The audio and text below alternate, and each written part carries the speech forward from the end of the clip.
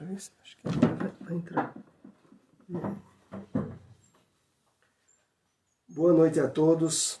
Novamente, estamos dando início a um estudo do livro Mediunidade e Obsessão. Hoje nós iremos estudar o capítulo O Caso de Acelino. Mas, como sempre de hábito, nós vamos fazer a introdução comentando a mensagem do Espírito Emmanuel. Trouxemos aqui a passagem do Evangelho de João, capítulo 14, versículo 2. E separamos aqui um trecho para fazermos alguns aprofundamentos. Lembremos-nos de que não há céu para quem não edificou o paraíso em si mesmo. Observa desse modo a natureza de teu campo íntimo.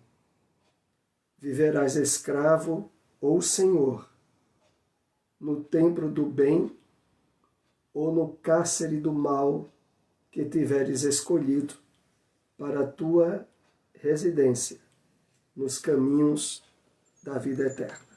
Vamos aqui fazer alguns aprofundamentos para melhor compreendermos a extensão do pensamento de Emmanuel. Então ele começa dizendo a nós o seguinte: lembremo-nos de que não há céu para quem não edificou o paraíso em si mesmo. A revelação espírita nos traz um nível de responsabilidade a respeito das nossas conquistas espirituais interiores, que é colocado de forma tão clara, aonde, dando sequência àquilo que o Cristo já havia dito, o reino de Deus, ou o reino dos céus, se encontra dentro de vós. A revelação espírita nos diz exatamente o mesmo.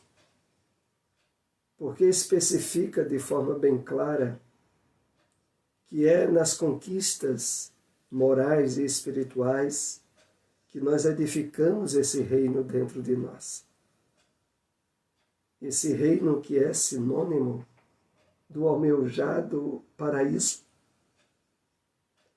Continuando, Emmanuel diz o seguinte: observa desse modo a natureza de teu campo íntimo. Nós somos chamados a analisar como nos sentimos agora.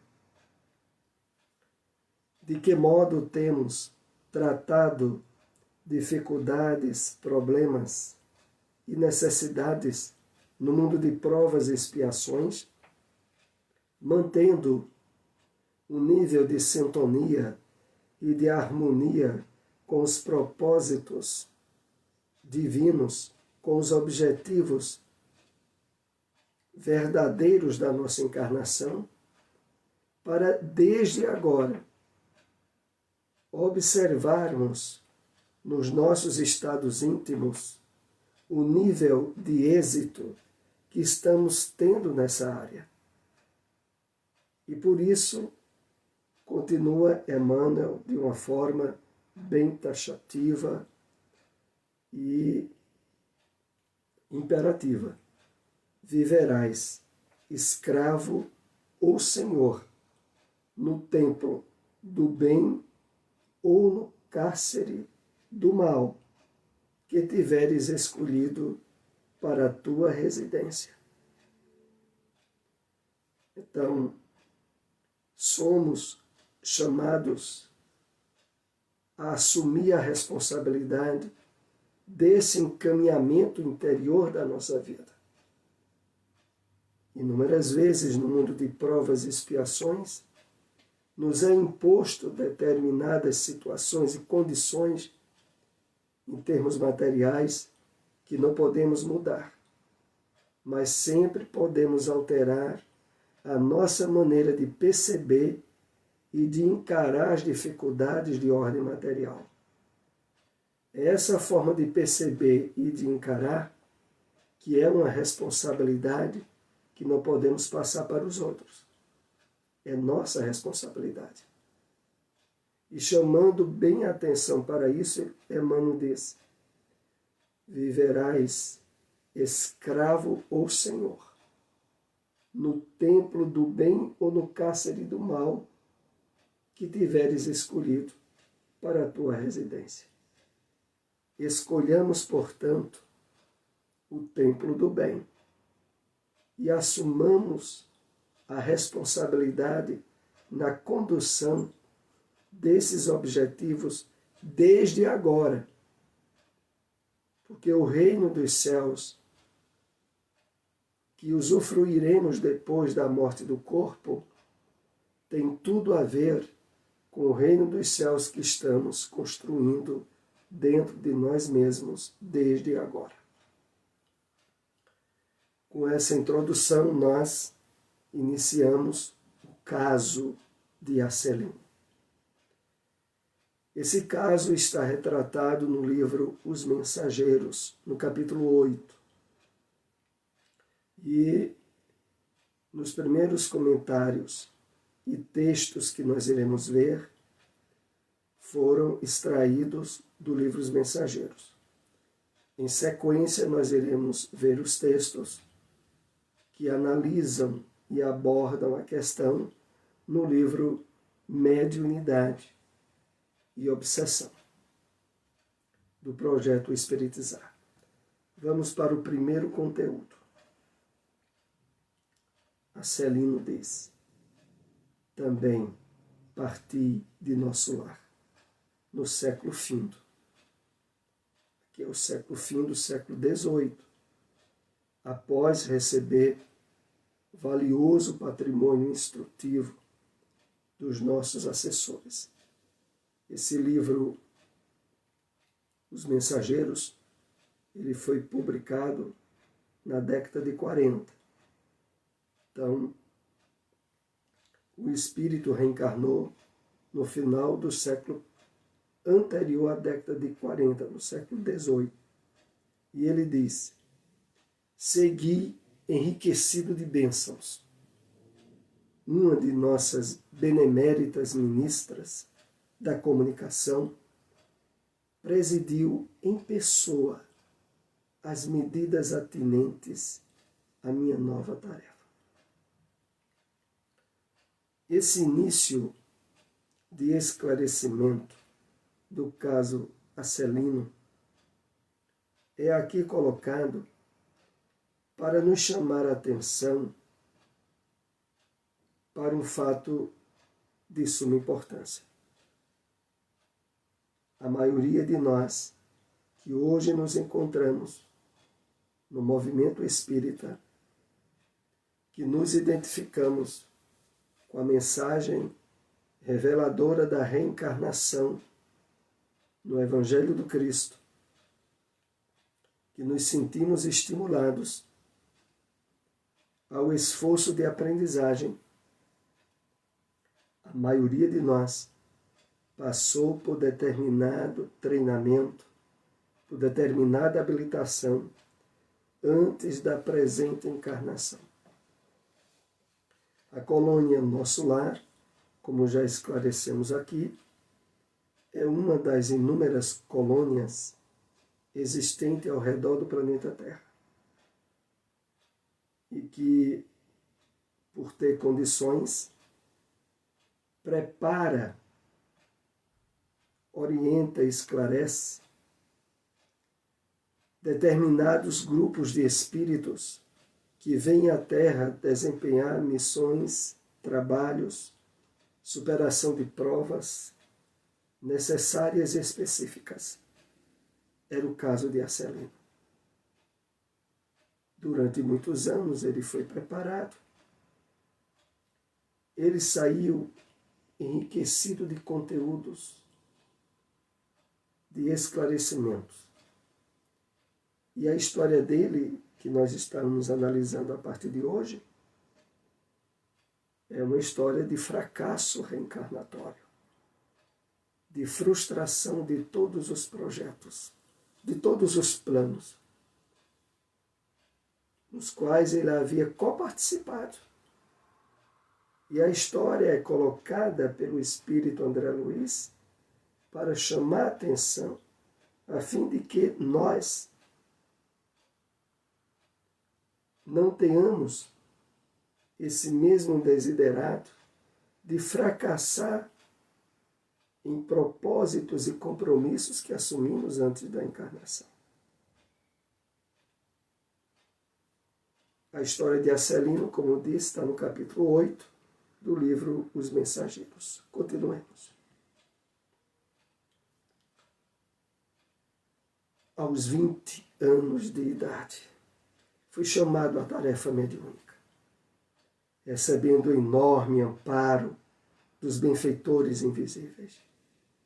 Recordo ainda a sincera satisfação dos companheiros do grupo doutrinário, a vidência, a audição e a psicografia que o Senhor me concedera por misericórdia constituíam decisivos fatores de êxito em nossas atividades. Então, Acelino, diferente do caso que analisamos aqui na semana passada, foi o caso de Otávio. Otávio, na programação dele, como nós vimos, não havia se projetado o casamento. Já no caso aqui do Acelino, na programação incluía a constituição de uma família e uma esposa que vinha também preparada para dar apoio a ele nas atividades mediúnicas que ele vinha desenvolver. E ele chega ao grupo espírita aos 20 anos, plena adolescência, aonde as faculdades mediúnicas, que já haviam sido orquestradas para virem a lume quando ele tivesse encarnado, que foi a participação do Ministério da Comunicação, que vimos no slide anterior, deu-se até aí o que houvera sido planejado. Ele se encontra com o Espiritismo, aflora suas faculdades mediúnicas e que constituía um êxito, constituía uma felicidade no grupo mediúnico em que ele se encontrava. Ora, estava tudo indo muito bem, estava tudo indo dando muito certo. Vamos ver o que vai acontecer. Entretanto, apesar das lições maravilhosas de amor evangélico, inclinei-me a transformar minhas faculdades em fonte de renda material. Não me dispus a esperar pelos abundantes recursos que o Senhor me enviaria mais tarde aos meus testemunhos no trabalho. Começou agora certas dificuldades. Ele não nega que obtivera o conhecimento de maravilhosas lições de amor evangélico. Mas, não obstante, ele, por deliberação própria, inclina-se a transformar suas faculdades mediúnicas em fonte de renda material. E aqui, alguns de vocês poderiam dizer, eu quero lembrar alguns que venham nos acompanhar pelas redes sociais, é possível participar colocando perguntas ou fazendo algumas observações que tentaremos compartilhar durante essa live ou posteriormente na página nossa no YouTube, onde estará a gravação desse estudo. E a pergunta que vem logo à tona é: como pôde Acelino, depois da preparação, depois de estar tudo dando certo, surgem as faculdades mediúnicas e ele se desequilibra para querer utilizar elas como fonte de renda material e reconhece de que a impaciência dele não esperar abundantes recursos que viriam da parte da espiritualidade, facilitando o trabalho dele. Podemos aqui deduzir, entre outras possibilidades para nosso estudo, que havia marcas de necessidades e desequilíbrio do Acelino de encarnações anteriores, onde ele não tinha aprendido a lidar bem com o dinheiro, com as questões materiais, e isso se tornou para ele uma espécie de calcanhar de Aquiles, de ponto fraco, aonde emergiu do seu inconsciente o desequilíbrio para direcionar a faculdade mediúnica de forma desastrosa. Aqui nesse texto ele ainda reconhece no final de que o problema todo foi porque ele não quis esperar pelos abundantes recursos que o Senhor Jesus lhe enviaria mais tarde. Continuemos. Não era meu serviço igual a outros? Não recebiam os sacerdotes católicos a remuneração de trabalhos espirituais e religiosos? Se todos pagávamos por serviços ao corpo, que razões haveria para fugir ao pagamento por serviços à alma? Vejam o tipo de raciocínio que o Acelino passou a nutrir na sua mente. A de que, do mesmo modo que os padres na Igreja Católica, pastores na Igreja Evangélica, têm remuneração de seus trabalhos religiosos, por que ele não poderia ter?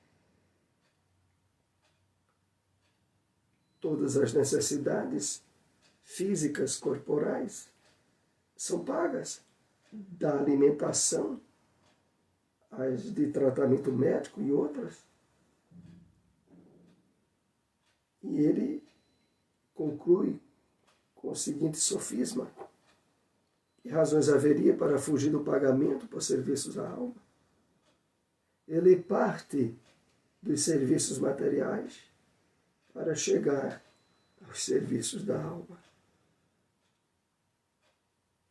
Mas o interessante de tudo, nós vamos ver no próximo slide, não faltou ajuda para ele. Debalde, movimentaram-se os amigos espirituais, aconselhando-me o melhor caminho. Em vão, companheiros encarnados chamavam-me a esclarecimento oportuno. Agarrei-me ao interesse inferior e fixei meu ponto de vista. Esse quadro traz lições para nós de forma mais ampla. Primeiro, o fato de que antes de escolhermos determinados caminhos de erros e de desvios, nos faltam, normalmente, advertências de companheiros, de amigos espirituais, tentando evitar que caiamos no erro, tanto de amigos encarnados quanto de companheiros espirituais desencarnados, que foi o caso dessa lei. Mas o problema todo é que quando emerge de dentro de nós determinado ponto frágil do nosso comportamento,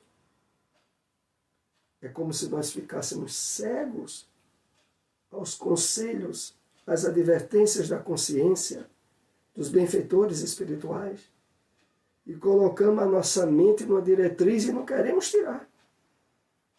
Foi assim com a Celina. Por isso ele conclui dizendo: agarrei-me ao interesse inferior e fixei meu ponto de vista. Botou aquilo na cabeça e não teve mudança. Continuemos. Grande número de famílias abastadas tomou-me por consultor habitual para todos os problemas da vida. As lições de espiritualidade superior, a confraternização amiga, o serviço redentor do Evangelho e as preleções dos emissários divinos ficaram à distância. Então, primeiro ponto, não faltou pessoas, famílias abastadas, desejarem fazer consulta espiritual ou mediúnica com ele.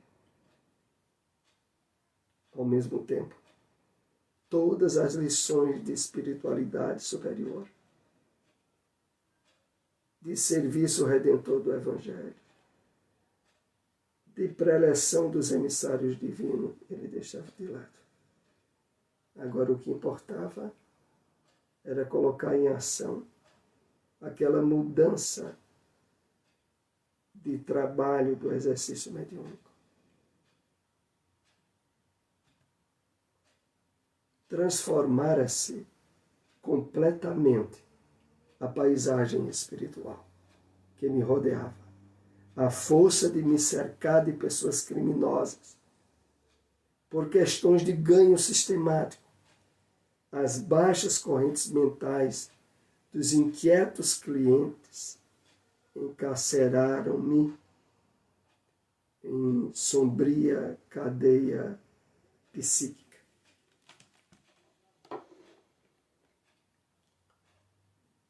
Então ele aqui confessa que esse mau uso, esse desvio da prática mediúnica dele estabeleceu como consequência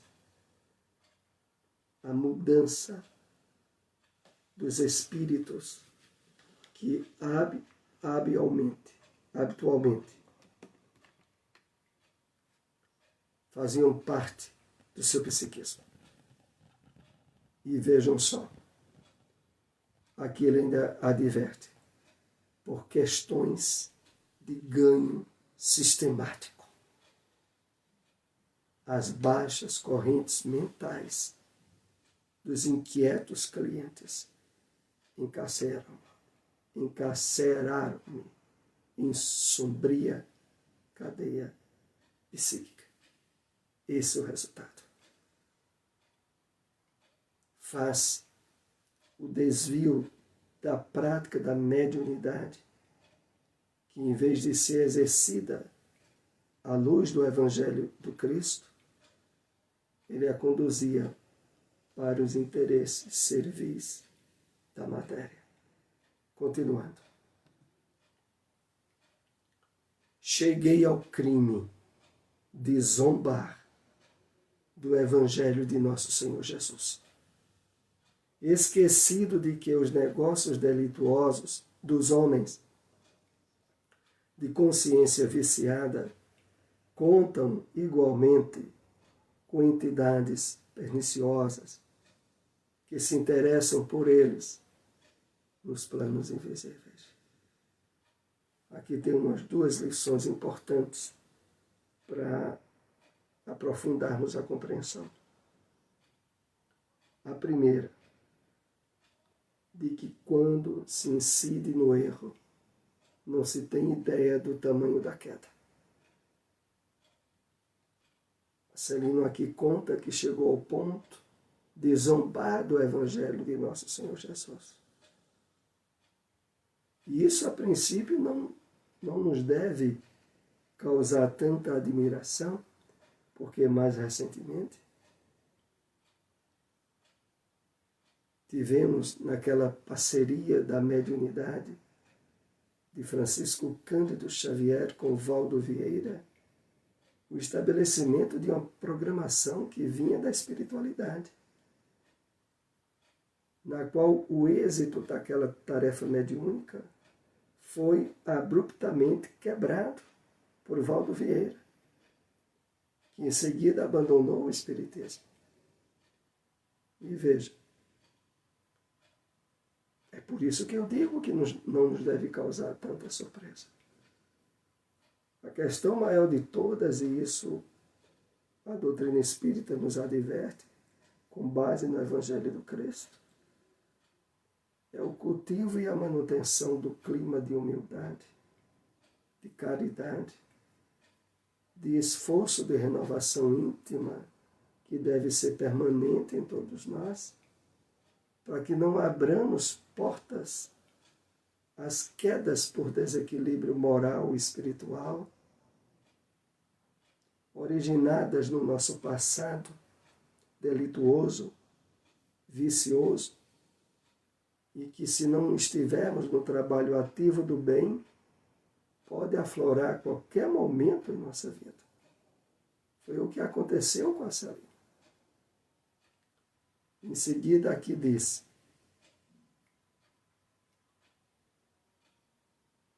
esquecido de que os negócios delituosos dos homens de consciência viciada contam igualmente com entidades perniciosas, que se interessam por eles nos planos invisíveis. Ou seja, ele aqui faz referência ao fato de que aquelas pessoas que procuravam orientação espiritual com ele eram também acompanhadas por entidades espirituais perniciosas, que acabaram também estabelecendo interesse por sua atividade mediúnica, levando ao desastre dela. Continuando. Não fui homicida, nem ladrão vulgar. Não mantive o propósito íntimo de ferir ninguém, nem desrespeitei alheios lares, mas indo aos círculos carnais para servir as criaturas de Deus, nossos irmãos, apenas fiz, viciados da crença religiosa, delinquentes ocultos, mutilados da fé e aleijados do pensamento.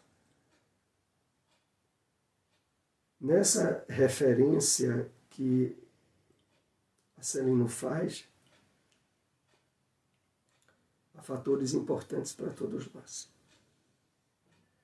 O que logo vem à tona é aquele expresso pelo próprio Celino, que mesmo ele sendo um homem, entre aspas, do bem, ele teve a reencarnação caracterizada por fracasso, porque havia compromissos e necessidades de trabalho espiritual que ele não fez. E isso traz uma advertência importante para qualquer um de nós no movimento espírita. Não é porque cumpramos os deveres cívicos, não é porque sejamos bons pais ou mães de família, não é porque não prejudicamos ninguém e nem desrespeitamos ninguém, que podemos considerar nossa encarnação exitosa. Porque vai depender do nível de comprometimento, de testemunhos, de atitudes, de cujo compromisso deixamos certo realizar quando estivéssemos encarnados. É claro que todos nós temos na consciência as advertências necessárias e constantes para desempenharmos com sucesso esses propósitos. Mas, infelizmente, não poucas vezes, anestesiamos essas advertências, estabelecemos vícios e desequilíbrios, redirecionamos a nossa vida para objetivos materiais, sensoriais, instintivos e prejudicamos profundamente os compromissos espirituais com os quais reencarnamos. É essa a questão. Continuando. Não tenho desculpas, porque estava esclarecido. Não tenho perdão, porque não me faltou assistência divina. E depois de longa pausa, concluiu gravemente.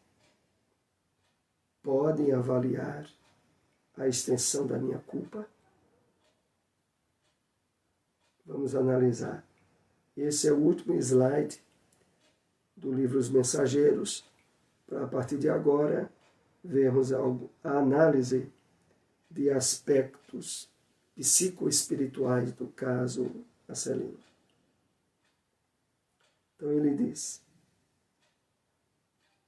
concluindo, não tenho desculpas, porque estava esclarecido. Não tenho perdão, porque não me faltou assistência divina. Acelino aqui expressa um grave sentimento de culpa que todos nós devemos evitar. É o resultado daquela advertência estabelecida no Evangelho por Jesus, que diz assim: todo pecado que o homem cometer será perdoado, menos o pecado que ele cometer contra o Espírito Santo. E muitas pessoas que levam os textos bíblicos de forma literal ficaram se perguntando: meu Deus, que pecado será esse contra o Espírito Santo? Deus me livre de cometer esse pecado. A Bíblia literalmente não esclarece qual é esse pecado contra o Espírito Santo. Mas essa pergunta foi feita a Emmanuel e tem a resposta do benfeitor no livro O Consolador. E Emmanuel diz mais ou menos o seguinte: o pecado contra o Espírito Santo é o resultado daquela situação em que a consciência esclarecida plenamente do que era errado, o espírito foi de encontro à consciência e fez a coisa errada. Mais ou menos a situação que Acelino aqui explicita, porque ele diz que tinha um esclarecimento. Não faltou assistência, não faltou advertências da consciência. E mesmo assim ele errou. A espiritualidade nos esclarece de que culpa e sentimento de culpa não resolve nada.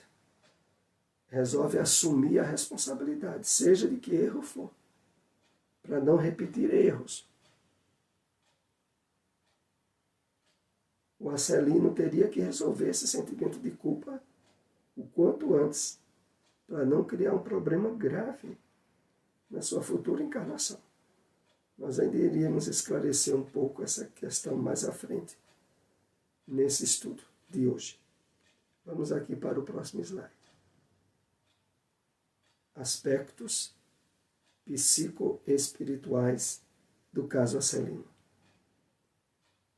Da mesma forma que Otávio também não realizou nenhuma das ações meritórias com as quais se comprometeu, apesar de ter partido de nosso lar após formular grandes promessas, recebendo valioso patrimônio instrutivo. Está na página 67 do livro Mediunidade e Obsessão. Vamos aqui colocar alguma observação.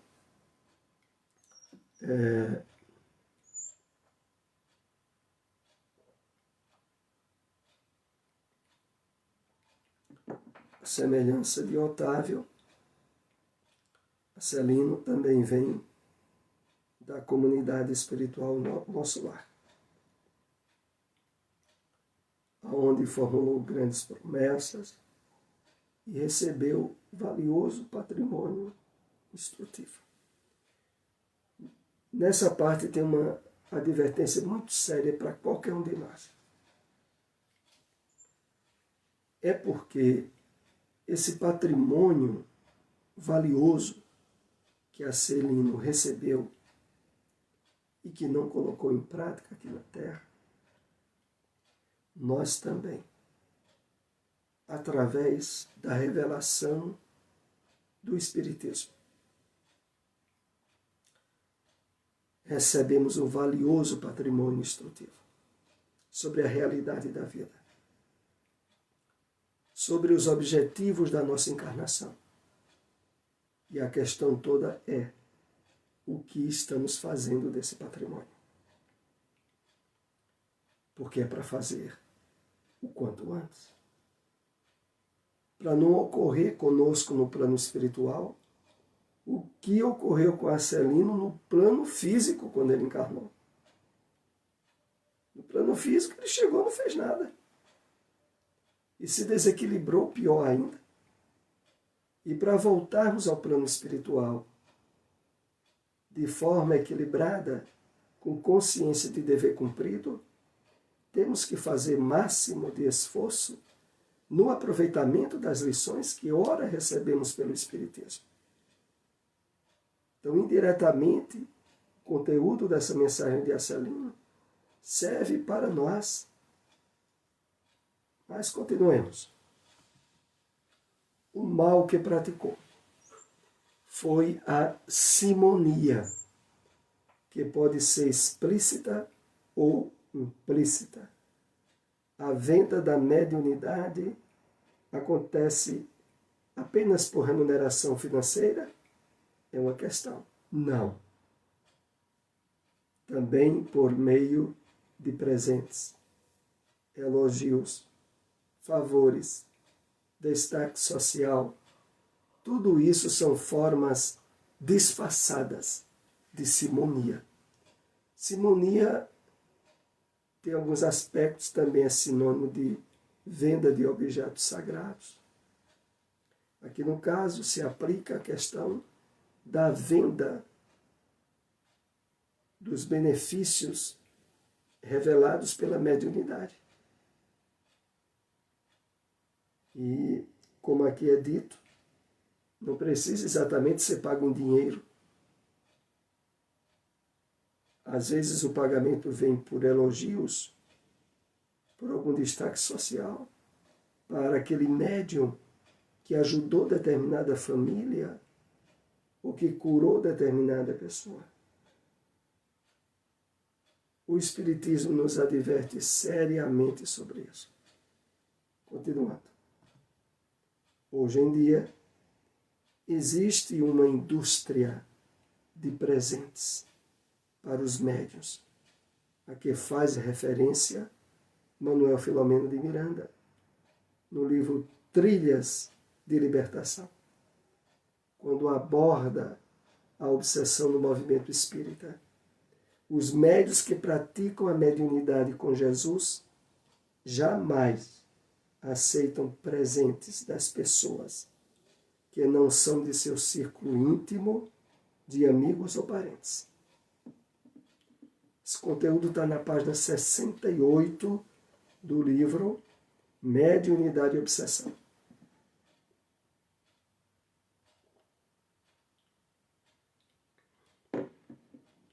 Então fica aqui, inclusive, a sugestão de leitura dessa importante obra em torno da mediunidade, que é o livro Trilhas de Libertação, do Espírito Manuel Filomeno de Miranda.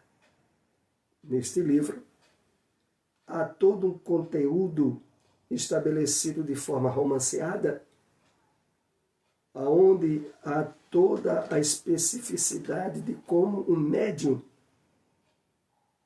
muito habilitado à tarefa espírita a princípio, cai desastradamente na questão da simonia. Então, colocando aqui em destaque, os médiuns que praticam a mediunidade com Jesus jamais aceitam presença de pessoas que não sejam amigas íntimas dela ou parentes. Porque fora do ciclo familiar e íntimo, alguém que dá um presente ao médium há, de forma implícita, algum interesse. Então a questão não é só pagar a mediunidade em termos de dinheiro. É essa variedade que aqui é colocada. Desde presentes, desde a destaques sociais. Continuemos. Outra forma de vender a mediunidade, muito comum na atualidade, é aquela em que médiuns psicógrafos, ou mesmo escritores espíritas, que não são médiuns, aurem lucros dos livros que produzem mediunicamente ou se utilizam a literatura mediúnica para produzi-los. Então hoje, infelizmente, dentro ou fora do movimento espírita, há médiuns cujas obras psicografadas, em termos de lucro, vão completamente para a propriedade do médium. O maior exemplo de virtude nessa área que nós temos, pela mediunidade ímpar, a de Francisco Cândido Xavier, também mais recentemente de Valdo Pereira Franco, Ivone do Amaral Pereira também, cujo lucro de toda a biografia mediúnica que tiveram, o que tem, foi destinada à divulgação espírita ou aos trabalhos assistenciais. Nunca, jamais, para o usufruto do médium. Também aqui é feita uma advertência sobre aqueles que, mesmo não sendo médiuns ostensivos, publicam obras de teor espírita, mas tendo toda a renda do livro direcionada para seus bolsos. Isso também é um tipo de simonia, se é dentro do conteúdo da revelação espírita, se é vendido dentro do movimento espírita. Então, essa advertência aí fica para muitos. Continuando. Outro mal foi nutrir o sentimento de culpa. Vimos que os benfeitores espirituais, como Telésforo, estimulam a ação responsável, na qual a pessoa se arrepende dos erros praticados, aprende com eles e busca repará-los.